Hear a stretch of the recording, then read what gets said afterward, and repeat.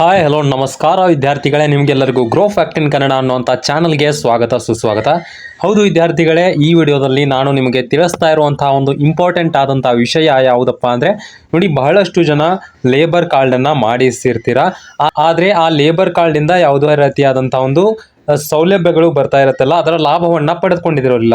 ಅದಕ್ಕೋಸ್ಕರ ಅದರ ಲಾಭವನ್ನು ಯಾವ ರೀತಿಯಾಗಿ ಪಡೆದುಕೊಳ್ಬೇಕು, ಹಾಗೂ ಲೇಬರ್ ಕಾರ್ಡ್ನ ಸ್ಕಾಲರ್ಶಿಪ್ ಕೂಡ ನಿಮಗೆ ದೊರೆಯುತ್ತೆ, ಅದರ ಲಾಭವನ್ನು ಯಾವ ರೀತಿಯಾಗಿ ಪಡೆದುಕೊಳ್ಳಬೇಕು, ಹಾಗೂ ಅದರ ಕೊನೆಯ ದಿನಾಂಕ ಯಾವುದಾಗಿರುತ್ತೆ, ಅದಕ್ಕೆ ಬೇಕಾದಂಥ ಡಾಕ್ಯುಮೆಂಟ್ಸ್ಗಳು ಯಾವ್ಯಾವು ಅನ್ನೋದ್ರ ಬಗ್ಗೆ ಸಂಪೂರ್ಣವಾದ ಮಾಹಿತಿಯನ್ನು ಈ ವಿಡಿಯೋದಲ್ಲಿ ನೀಡ್ತೀನಿ.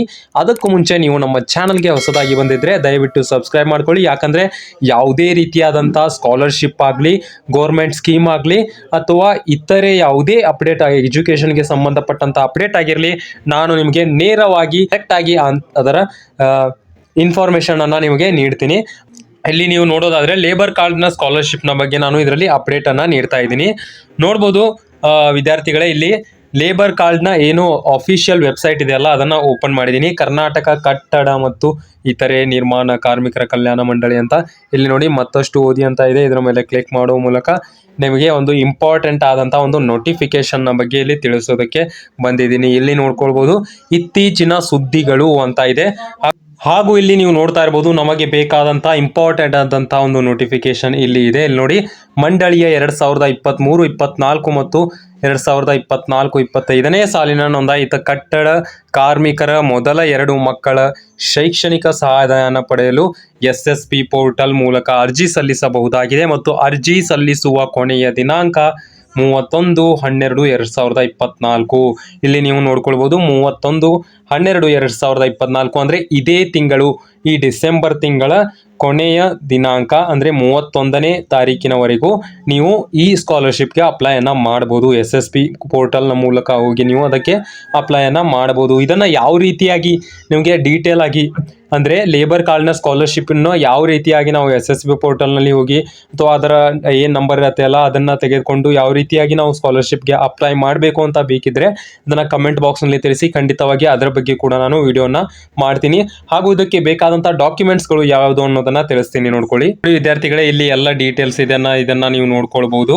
ಇಲ್ಲಿ ನೋಡಿ, 1st to 4th ಸ್ಟ್ಯಾಂಡರ್ಡ್ವರೆಗೆ ಇದ್ದರೆ ಅವ್ರಿಗೆ ಎಷ್ಟು ಹಣ ಬರುತ್ತೆ, ಹಾಗೂ PUC ಇದ್ದರೆ ಎಷ್ಟು ಹಣ, ಡಿಗ್ರಿ ಇದ್ದರೆ, BE ಇದ್ದರೆ, ಮಾಸ್ಟರ್ ಡಿಗ್ರಿ ಇದ್ದರೆ ಇಲ್ಲಿ ನೀವು ನೋಡ್ಕೊಳ್ಬೋದು. ಫಾರ್ ಎಕ್ಸಾಂಪಲ್ ನೋಡಿ, ಇಲ್ಲಿ BE ಅಥವಾ BTech ಇದ್ದರೆ 10,000ವರೆಗೂ ನಿಮಗೆ ಹಣ ಬರುತ್ತೆ. ಏನಂದರೆ ಲೇಬರ್ ಕಾರ್ಡ್ ನಿಮ್ಮ ತಂದೆ ಅಥವಾ ತಾಯಿ ಹೊಂದಿದ್ರೆ ಅವರ 2 ಮಕ್ಕಳಿಗೆ, ಅಂದರೆ ಯಾರಾದರೂ 2 ಮಕ್ಕಳಿಗೆ ಮಾತ್ರ ಈ ಸ್ಕಾಲರ್ಶಿಪ್ ಬರುತ್ತೆ. ಮೊದಲ 2 ಮಕ್ಕಳಿಗೆ ಆಗಿರ್ಬೋದು ಈ ರೀತಿಯಾದಂಥ ಸ್ಕಾಲರ್ಶಿಪ್ನ ಹಣ ಬರುತ್ತೆ. ಹಾಗೂ B.Ed ಏನಾದರೂ ಮಾಡ್ತಾ ಇದ್ರೆ 6,000 ರೂಪಾಯಿ, ಮೆಡಿಕಲ್ ಮಾಡ್ತಾ ಇದ್ರೆ 11,000 ರೂಪಾಯಿ, ಹಾಗೂ LLB LLM ಮಾಡ್ತಾ ಇದ್ರೆ 10,000 ರೂಪಾಯಿ. ಈ ಎಲ್ಲ ಡೀಟೇಲ್ಸನ್ನು ನೀವು ನೋಡ್ಕೊಳ್ಳಿ. ಯಾಕಂದರೆ ಇಲ್ಲಿ ಸಮಯದ ವ್ಯರ್ಥವನ್ನು ಮಾಡೋದು ಬೇಡ, ನಿಮಗೆ ಡೈರೆಕ್ಟಾಗಿ ಟಾಪಿಕ್ನನ್ನು ಹೇಳ್ತೀನಿ. ಇಲ್ಲಿ ನೋಡಿ, documents required for labour card scholarship ಅಂತ ತಿಳಿಸಿದ್ದಾರೆ. ಇಲ್ಲಿ ನೀವು ನೋಡ್ಕೊಳ್ಬೋದು, ಇವೆಲ್ಲ ಡಾಕ್ಯುಮೆಂಟ್ಗಳು ಬೇಕಾಗತ್ತೆ. ಇವೆಲ್ಲ ಡಾಕ್ಯುಮೆಂಟ್ಗಳು, ಇದನ್ನು ನೀವು ನೋಡ್ಕೊಳ್ಳಿ. ನೋಡಿ, ಇಲ್ಲಿ ಪೇರೆಂಟ್ಸ್ ಎಂಪ್ಲಾಯ್ ಸರ್ಟಿಫಿಕೇಟ್ ಅಂದರೆ ಸ್ಯಾಲ್ರಿ ಸ್ಲಿಪ್ ಅಂತ ಇರುತ್ತೆ, ಅಥವಾ ನಿಮ್ಮ ಲೇಬರ್ ಕಾರ್ಡ್ ಅಂತ ಏನಿರುತ್ತೆ ಅಲ್ಲ, ಅದನ್ನು ಅಪ್ಲೈ ಮಾಡುವಾಗ ಪ್ರೀವಿಯಸ್ 90 ಡೇಸ್ ಏನು ಸ್ಯಾಲರಿ ಅಂತ ಇರುತ್ತಲ್ಲ ಅದು ಕೇಳುತ್ತೆ. ಅದೇನು ಡಾಕ್ಯುಮೆಂಟ್ ಇರುತ್ತಲ್ಲ ಅದು ಬೇಕಾಗಿರುತ್ತೆ. ಹಾಗೂ ಸ್ಟೂಡೆಂಟ್ನ ಆಧಾರ್ ಕಾರ್ಡ್, ಪೇರೆಂಟ್ನ Aadhaar card, income caste certificate, previous marks card, ಹಾಗೂ ಸ್ಟೂಡೆಂಟ್ ಬ್ಯಾಂಕ್ ಪಾಸ್ಬುಕ್, ಇದೆಲ್ಲ ನಿಮಗೆ ಗೊತ್ತಿರ್ಬೋದು. ನೀವು ಯಾವುದೇ ಸ್ಕಾಲರ್ಶಿಪ್ಗೆ ಅಪ್ಲೈ ಮಾಡೋಕೆ ಹೋದರೆ ಈ ರೀತಿಯಾದಂಥ ಎಲ್ಲ ಡಾಕ್ಯುಮೆಂಟ್ಸ್ಗಳು ಬೇಕಾಗುತ್ತೆ. SSP ಸ್ಕಾಲರ್ಶಿಪ್ಗಳಿಗೂ ಕೂಡ ಈ ರೀತಿಯಾದಂಥ ಡಾಕ್ಯುಮೆಂಟ್ಸ್ಗಳು ಬೇಕಾಗಿತ್ತು. ಅದನ್ನು ಕಡೆ ನಾನು ವಿಡಿಯೋ ಮಾಡುವ ಮೂಲಕ ನಿಮಗೆ ತಿಳಿಸಿದ್ದೀನಿ.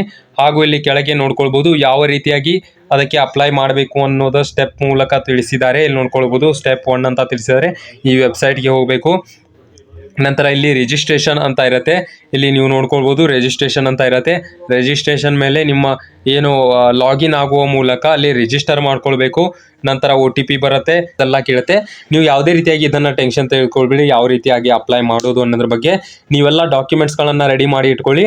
ಹಾಗೂ 31/12/2024 ಲೇಬರ್ ಕಾರ್ಡ್ ಸ್ಕಾಲರ್ಶಿಪ್ಗೆ ಅಪ್ಲೈ ಮಾಡೋದಕ್ಕೆ ಕೊನೆಯ ದಿನಾಂಕ ಇದೆ.